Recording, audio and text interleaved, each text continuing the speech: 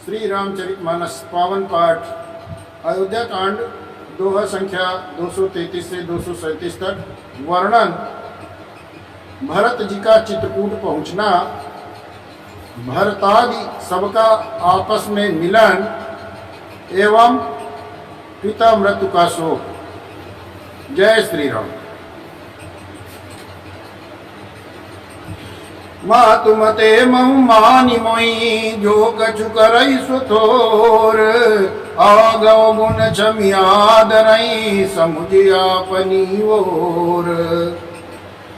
मुझे माता के मत में मानकर वे जो कुछ भी करे सो थोड़ा है, जब वे अपनी ओर समझकर अपने विरध और संबंध को देखकर मेरे पाप और गुण को क्षमा करके मेरा आदर ही करेंगे। जो परिहरे मलिन मनु जानी, जो सन मानहि सेवक मानी। मोरे शरण राम की पनहि, राम सुस्वामी दोस्त सब जनहि। चाहे मलिन मन जानकर मुझे त्याग दें, चाहे अपना सेवक मानकर मेरा सम्मान करें, जो कुछ भी करें मेरे तो श्री रामचंद्र जी की जूतियां ही शरण हैं। श्री रामचंद्र जी तो अच्छे स्वामी हैं, दोष तो सब दास का ही है। जग जस भाजन चात कमीना, प्रेम निज निपुण नबीना।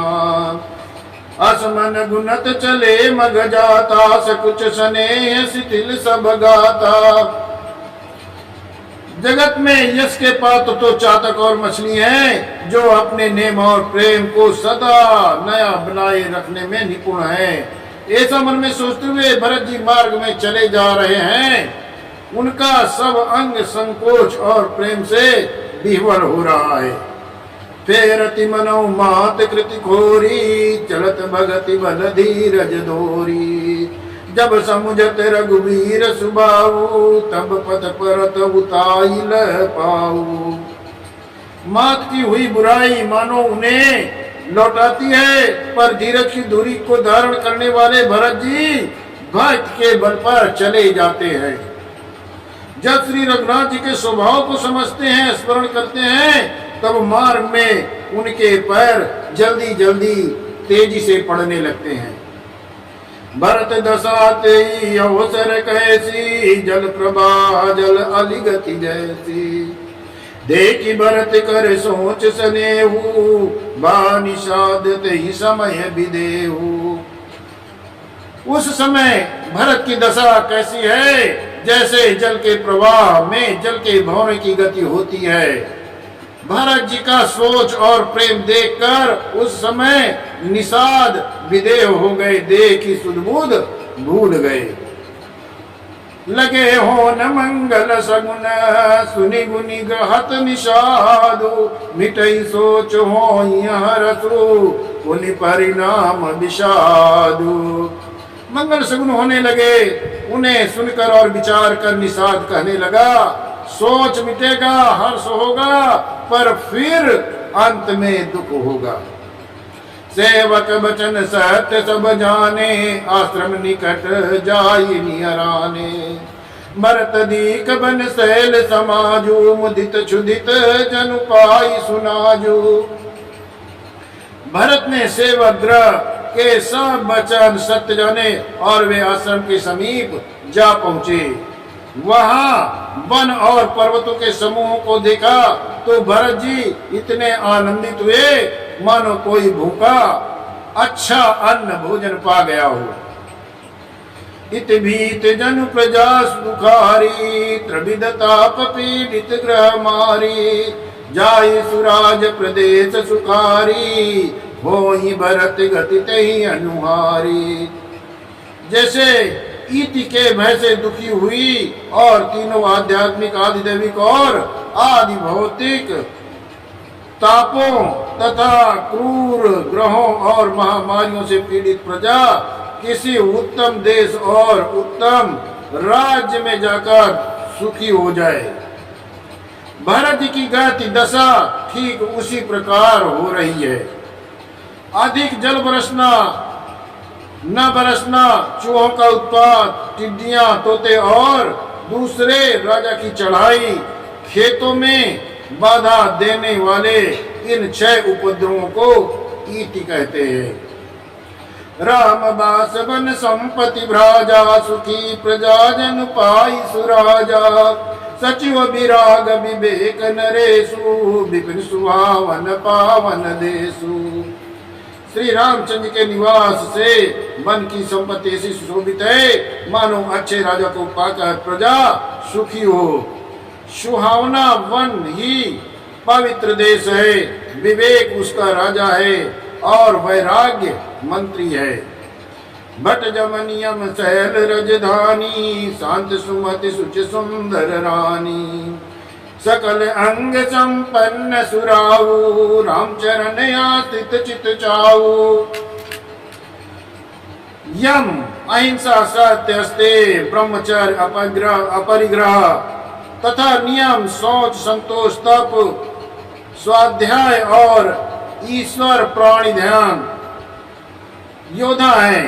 पर्वत राजधानी है, शांति और सुबुद्धि 2 सुंदर पर्वत रानियां हैं। वो श्रेष्ठ राजा राज्य के सब अंगों से पूर्ण है और श्री रामचंद्र जी के चरणों के आश्रित रहने से उसके चित्त में चौ आनंद है, परम उत्साह है। स्वामी अमात्य सुहृद कोष राष्ट्र दुर्ग और सेना राज्य के ये 7 अंग हैं। जीति मोह मही पालु दली, सहित विवेक भुवाल, करते अकंटक राजपुर, सुख संपदा सुकालु। मोह रूपी राजा को सेना सहित जीत कर विवेक रूपी राजा निष्कंटक राज कर रहा है। उसके नगर में सुख संपत्ति और सुकाल वर्तमान है। वन प्रदेश मुनि बास घनेरे, जनपुर नगर गाँव गण खेरे, विपुल विचित्र विहग मृग नाना, प्रजा समाज न जाई बखाना। वन रूपी प्रांतों में जो मुनियों के बहुत से स्थान विराजमान है, निवास स्थान है, वही मानो शहरों नगरों और गांवों और खेड़ों का समूह है। बहुत से विचित्र पक्षी और अनेकों पशु ही मानो प्रजाओं का समाज है, जिसका वर्णन नहीं किया जा सकता। खगा करी हरि भाग बरा, देखी महिष ब्रस साजु सरा, बयरु बिहाई चरई एक संगा, जाता मन हुसैन चतुरंगा। गैंडा हाथी सिंह बाघ सुअर भैंसे और बैल देखकर राजा के साज को सराहते हुए ही बनता है। ये सब आपस में बैर छोड़कर जहां तहां एक साथ विचरते हैं, यही मानो चतुरंगनी सेना है। झरना झरई मत गज गाजई, मनहु निशान विविध विधि बाजई, चक चकोहर चातक सुख पिक गन गूजत, मंजु मराल मुदित मने। पानी के झरने झर रहे हैं और मतवाले हाथी चिघाड़ रहे हैं, वे ही मानो वहाँ अनेकों प्रकार के नगाड़े बज रहे हैं। चकवा चकोर पपिया तोते कोयले के समूह और सुंदर हंस प्रसन्न मन से पूज रहे हैं। अलिगन गावत नाचत मोरा, जन सुराज मंगल चहुरा, बेली बिटप तृण सफल सफूला, सब समाज मुद मंगल मूला। भौरों के समूह गुंजार कर रहे हैं और मोर नाच रहे हैं, मानो उस अच्छे राज्य में चारों ओर मंगल हो रहा है। बेल वृक्ष तृण और फल और फूलों से युक्त है। सारा समाज आनंद और मंगल का मूल बन रहा है। राम शैल शोभा निरखी, भरत हृदय यति प्रेम, तापस तप फल पाई जिमी, सुखी सिराने नेमु।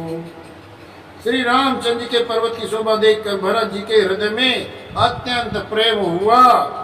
जैसे तपस्वी नियम की समाप्ति होने पर तपस्या का फल पाकर सुखी हो जाता है। तब के वटऊंचे चढ़िदाई, कहऊ भरत सन भुजा उठाई, नाथ दिखाई बिटप विशाला, पाकरि जम्बु रसाल तमाला।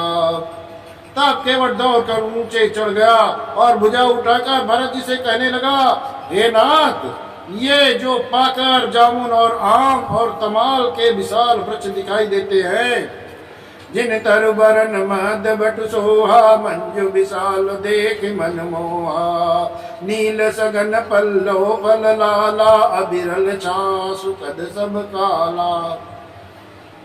जिन श्रेष्ठ वृक्षों के नीचे एक सुंदर बड़ा विशाल बट का वृक्ष शोभित है, जिसको देखकर मन मोहित हो जाता है, उसके पत्ते नीले और सघन हैं, उसमें लाल फल लगे हैं, उसकी घनी छाया सब ऋतुओं में सुख को देने वाली है। मानव तिमिर अरुणमय राशि, बिरची विधि सकेली सुषमासी, ये तरु चरित समीप गोसाई, रघुबर पर न कुटी जा छाई। मानो ब्रह्मा जी ने परम शोभा को एकत्र करके अंधकार और लालिमा की रास सी रच दी है। हे गुसाई, ये वृक्ष नदी के समीप है, जहाँ श्री रामचंद्र जी की परण कुटी है। तुलसी तरुबर विविध सुआए, कहूँ कहूँ सिय कहूँ लखन लगाए, बट छाया वेदिका बनाई, सिय निज पानी सरोज सुआई। वहाँ तुलसी के बहुत से सुंदर वृक्ष शोभित है, जो कहीं कहीं सीता जी और कहीं कहीं लक्ष्मण जी ने लगाए हैं। इसी वट की छाया में सीता जी ने अपने कर कमलों से सुंदर बेदी बनाई है। जहाँ बैठी मुनि गण सहित, नित सिय राम सुजानु, सुनिए कथा इतिहास सब, आगम निगम पुरानु। जहाँ सुजान सीता जी मुनियों के सहित बैठकर नित्य शास्त्र वेद और पुराणों सब की कथा इतिहास